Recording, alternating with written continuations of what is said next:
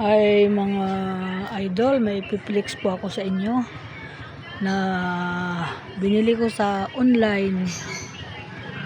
Yan, ang ganda ng kanyang pulidong-pulido yung kanyang letter. Ayan, meron na ako ditong yung pag inabot ako ng hanggang madaling araw, pwede ko na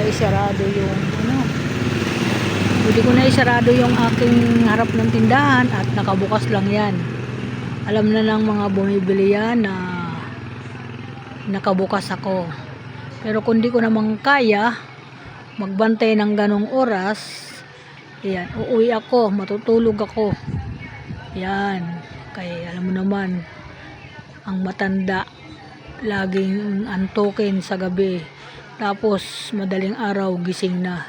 Ganyan ang mga matatanda, madali nang magising. Kaya ayan, ang ganda ng ngayon ko lang na-i-flex to mga bossing. Welcome to my vlog. At magandang gabi po sa lahat ng mga idol at mga bossing. Yan, magandang gabi.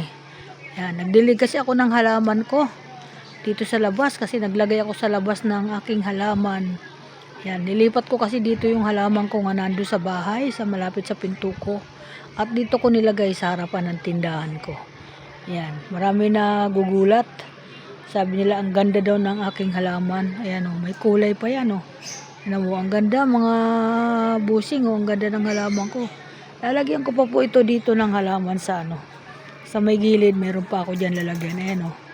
Hindi ko pa nagagawa kasi busy pa sa mga ginagawa ang mamilinda nyo. Ayan, Ayan, thank you, maraming salamat.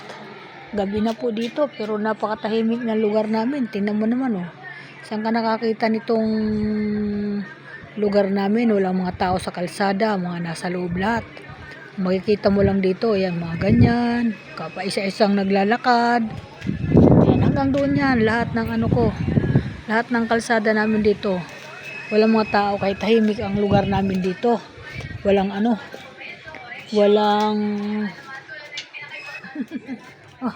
walang dito, walang magulo. Kaya ayan.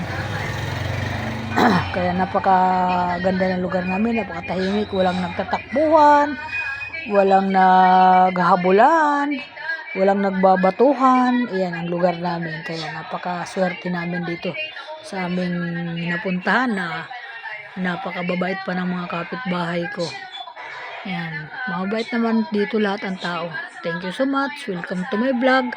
At maganda gabi. Ingat ang lahat ng mga idol. Ingat din po ang aking mga anak lahat diyan sa Batangas. Ingat kayo dyan. Lalo na sa anak ko na may karamdaman. Huwag kang masyadong matigas ang ulo. Pangalagaan mo sarili mo. Thank you so much. Bye-bye. Okay, bye-bye na po.